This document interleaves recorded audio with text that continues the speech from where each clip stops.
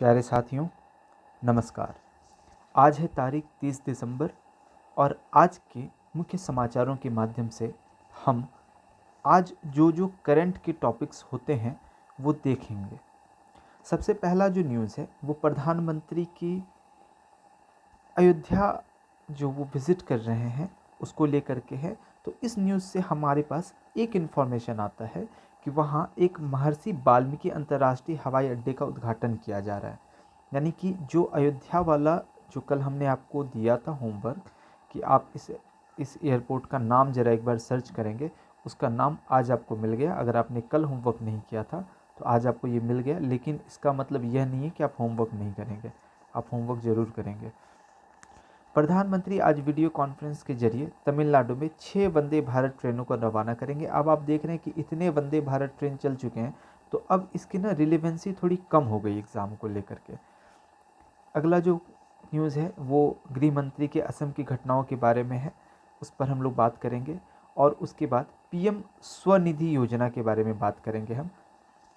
इसके बाद महिलाओं का जो क्रिकेट चल रहा है, मुंबई में हो रहा है ऑस्ट्रेलिया के साथ, इसके बारे में आप देख ही रहे होंगे मैच। तो ये वाला तो न्यूज़ आपने कवर कर लिया। इसमें एक जो अच्छी बात मुझे क्या दिख रही कि इसमें आपको ऐसे ही जानकारी के लिए, क्योंकि आप भी कभी ना कभी तो जाएंगे ही घूमने के लिए और देश में इतना अच्छा स्थल बना है तो जाना ही चाहिए घूमने के लिए। तो वहाँ ना आप देखेंगे कि एयरपोर्ट के टर्मिनल पर वहाँ श्री राम मंदिर की तर्ज पर उनका जो आगे का टर्मिनल जो है वो बनाया गया है। और जब आप वहाँ से निकलेंगे तो 4 जो है बड़े अच्छे सुंदर सुंदर से रास्ते आपको दिखेंगे। तो वहाँ से जब आप आगे बढ़ेंगे तो राम पथ मिलेगा, फिर भक्ति पथ मिलेगा, फिर धर्म पथ मिलेगा, फिर श्री राम जन्मभूमि पथ ये आपको मिलेगा, जिसका उद्घाटन आज ही प्रधानमंत्री जी ने किया है। और बहुत सारे पैसे खर्च हुए हैं। आप देखें 2180 करोड़ रुपए से ज़्यादा की लागत से वहाँ पे ग्रीनफील्ड टाउनशिप की आधारशिला भी रख रहे हैं। तो आप देख रहे हैं कि कैसे देश को विकास के रास्ते पे लाया जा रहा है, किस तरह से इंफ्रास्ट्रक्चर को रेडी किया जा रहा है और इन सब का अल्टीमेट फ़ायदा तो देश को ही मिलता है। प्रधानमंत्री आज ही पुनर्विकसित अयोध्या हवाई अड्डे का उद्घाटन करेंगे, इसके बारे में आपने पढ़ लिया।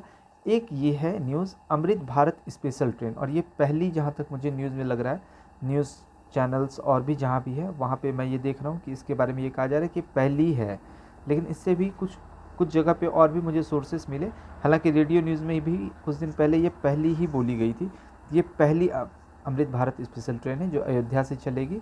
और अयोध्या बेसिकली ये दरभंगा साइड भी आने वाली है। ये इसका एक बार रूट देखना पड़ेगा, अभी रूट जो है इसका क्लियर मेरे पास डाटा नहीं है, तो मैं आपको एक बार देख के कभी बता दूंगा। इसके बाद तमिलनाडु में होगा तो ये कुछ इम्पॉर्टेंट नहीं है। इसके बाद इम्पॉर्टेंट एक ये न्यूज़ है कि हमारे जो गृह मंत्री हैं अमित शाह जी, और ये सहकारिता मंत्री भी हैं, तो एक होमवर्क आप ज़रा करेंगे कि यह सहकारिता मंत्रालय कब बना है। थोड़ा खुद भी मेहनत आप करेंगे, सहकारिता मंत्रालय कब बना है एक ये देखेंगे। मिनिस्टर तो आपको पता चल ही गया कि अमित शाह हैं। दूसरा ना, ये सहकारिता क्या होती है आप एक बार ज़रूर देखेंगे, सर्च कीजिएगा, पढ़िएगा। थोड़ा पढ़ने पढ़ाने का हैबिट भी होना चाहिए ना, पढ़ने की आदत थोड़ी रहनी चाहिए। तो वो आप देख लेंगे कि ये सहकारिता क्या होती है। यहाँ जो इम्पोर्टेंट बात है वो यह है कि भारतीय राष्ट्रीय सहकारिता डेयरी परिसंघ लिमिटेड, ये जो आपको दिख रहा है भारतीय राष्ट्रीय सहकारिता डेयरी परिसंघ लिमिटेड, इसका जो है कार्यालय ये बनाया जा रहा है कहाँ, तो गांधीनगर में। ये आपको ध्यान रखना है, ठीक है। इसके अलावा ये तो आप जान ही रहे हैं, 2-3 दिन से हम लोग न्यूज़ में इन चीज़ों को पढ़ रहे हैं कि केंद्र सरकार और असम सरकार और उल्फा, इन तीनों के साथ तीनों ने मिलकर एक त्रिपक्षीय समझौता किया। और इस समझौते का उद्देश्य बेसिकली क्या है कि ना, हमारा जो नॉर्थ ईस्ट का इलाका है, ये जो हमारा नॉर्थ ईस्ट वाला इलाका है ये, तो इस इलाके में ना शांति इतनी नहीं है। और इस इलाके में, और जबकि ये इलाका इतना खूबसूरत है, कभी आपको मौका मिले तो घूमने जाइए। ये जो आप देख रहे हैं ना शिमला कुल्लू मनाली, ये कम नहीं है उनसे, ये इतना खूबसूरत इलाका है ये। लेकिन यहाँ इतनी अशांति है, अशांति होने की वजह से क्या है ना कि इस इलाके का विकास उस तरह से नहीं हो पा रहा।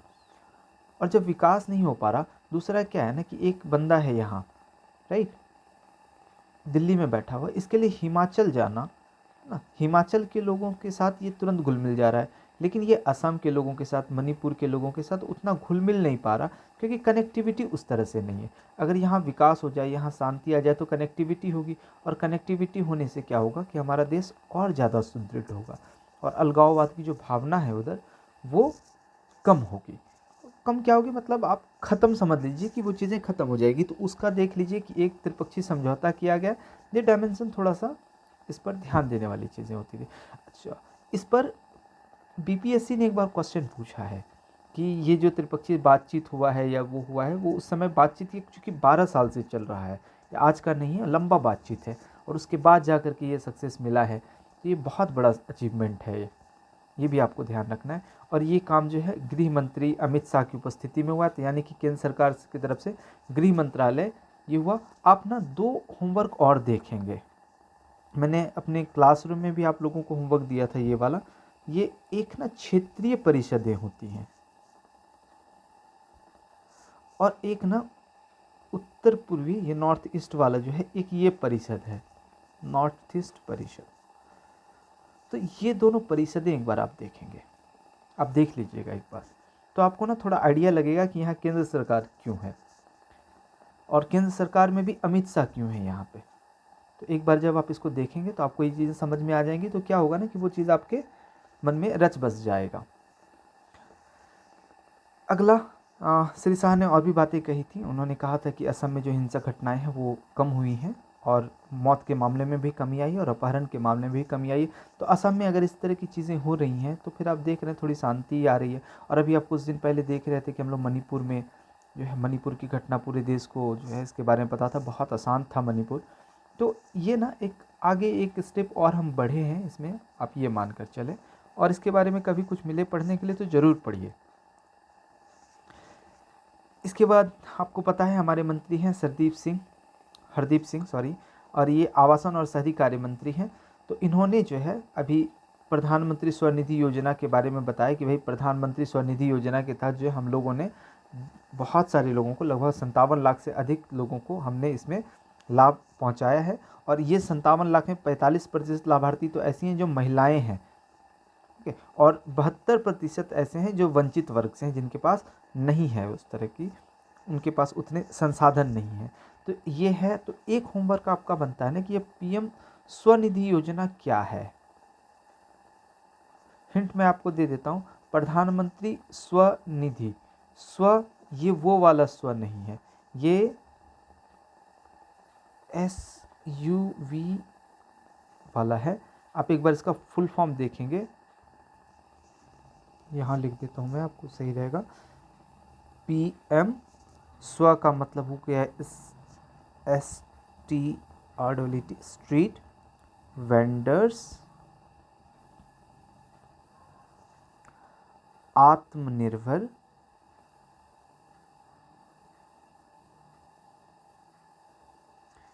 निधि। तो ये हो गया SVA, स्व हो गया, निधि। तो आपको ये समझ में आ गया, प्रधानमंत्री स्वनिधि योजना स्ट्रीट वेंडर के लिए है, राइट। तो आप इसको और थोड़ा सा देखेंगे, थोड़ा पढ़ेंगे। और एक यही जो है स्ट्रीट वेंडर्स लोग जो होते हैं, जिनको हिंदी में रेहड़ी पटरी वाला कहते हैं, स्ट्रीट वेंडर्स, और इन लोगों ने जो है अभी नेशनल स्ट्रीट फूड फेस्टिवल का आयोजन किया है दिल्ली में। तो ये उतना इम्पॉर्टेंट नहीं है, लेकिन आप ध्यान रखिए कि यहाँ पे नेशनल स्ट्रीट फूड, और इसलिए भी आप यहाँ देखिए कि टिकट का मूल्य इन्होंने कितना रखा है, 130। जनरली हम लोग डिज्नीलैंड मेला जाते हैं छोटे शहरों में, अगर आप जाते होंगे तो आप देखे होंगे 20 रुपये 30 रुपये टिकट का रेट होता है, यहाँ 130 है। तो आपको ये समझ में आना चाहिए कि क्वालिटी क्या उसी लेवल का है जो आपके शहर में डिज्नीलैंड मिल रहा है, या उस तरह का। खैर वो अलग की बात है। इसके बाद जो न्यूज़ है वो विकसित भारत संकल्प यात्रा के बारे में है।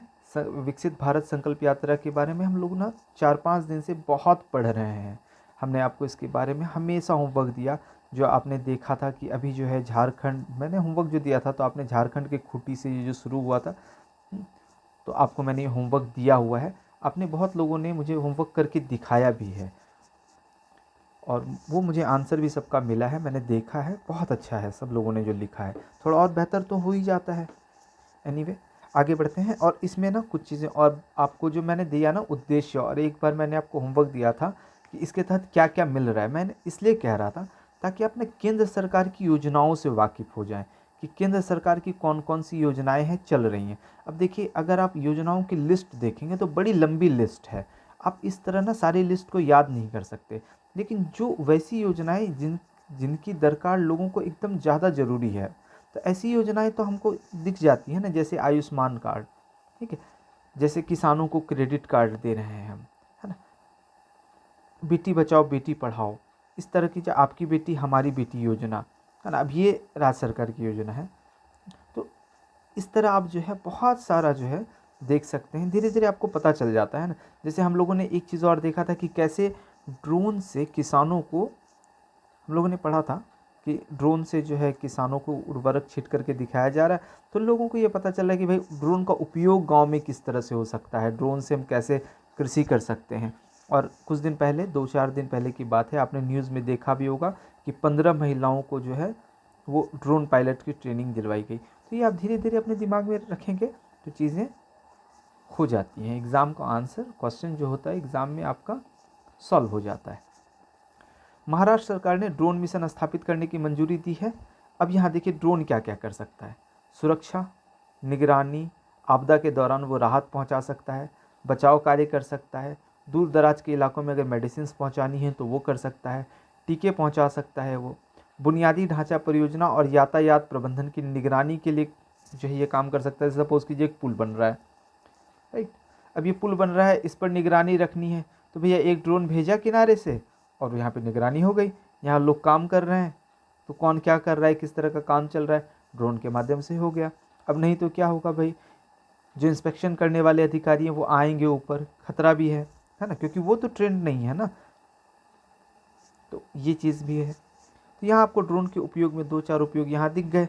अब ये सब धीरे धीरे क्या, कभी अगर आपको ड्रोन पे लिखने के लिए आ गया कभी, तो आप इसके लिए 10 पॉइंट तो बना के लिख ही सकते हैं ना। चलिए अब अगले न्यूज़ की तरफ आते हैं।